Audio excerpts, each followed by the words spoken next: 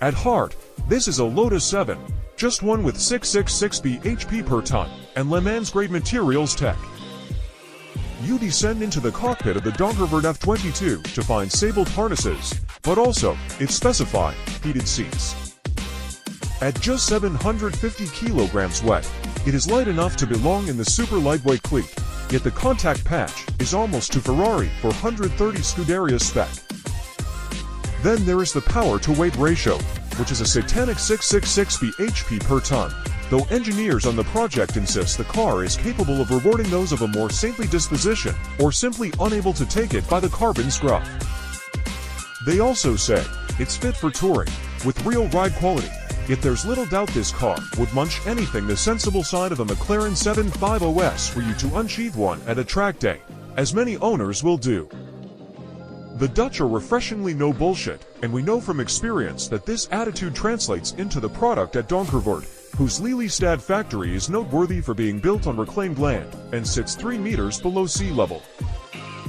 In the 45 years since Joop the Professor Donkervoort secured his country's rights to the Lotus 7 and launched the S7, the company has mastered the Cigar 2 Bond wheels format and taken it to ever more riotous levels, but always with method behind the madness in the form of pedigree engineering.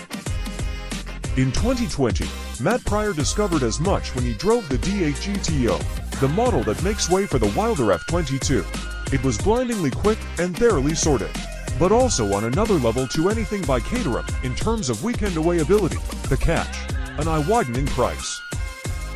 On the way here, quite naturally, I was preoccupied with the driving element.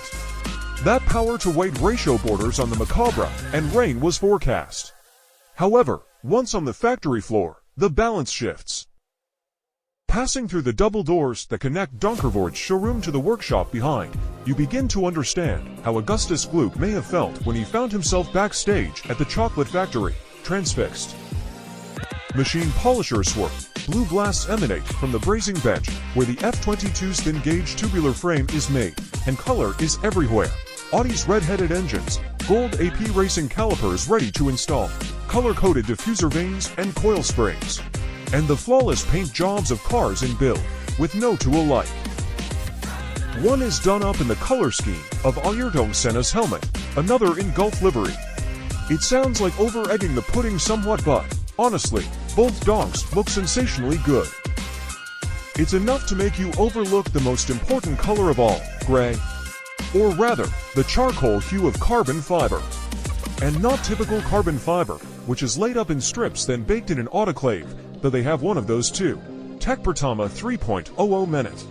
This is the cutting-edge bit of the F22, because Donkervoort has spent 10 years developing what it calls X-Core, an ultra-strong composite made by filling shells of carbon with foam that expands when heated inside a mold. The foam solidities, giving the part immense resistance to deformity, but incredible lightness. Design and styling.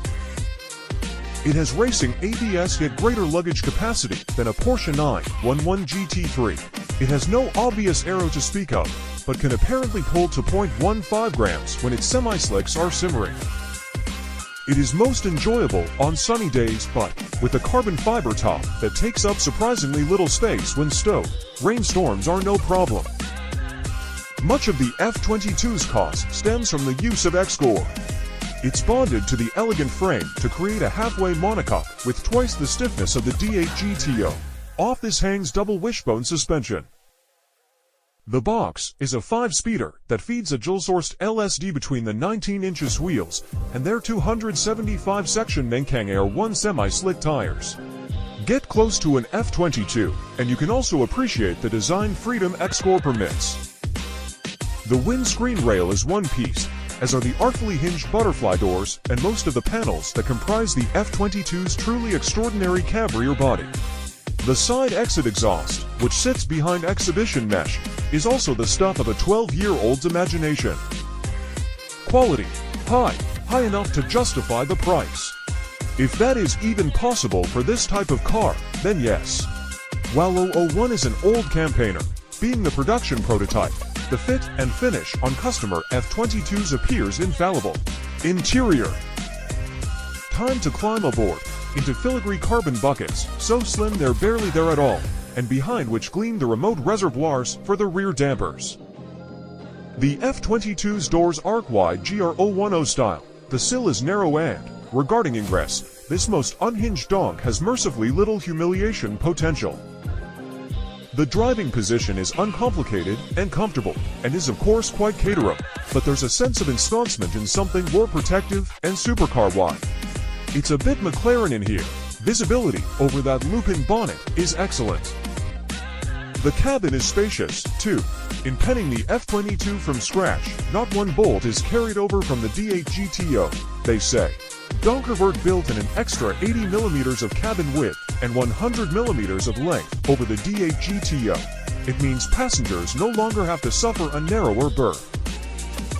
Being beefier than the D8 GTO, and with a Targa-style roof plus hard top for the boot, it's more car-like than its forebears. It turns out owners were okay with this, so long as an underlying rawness was preserved.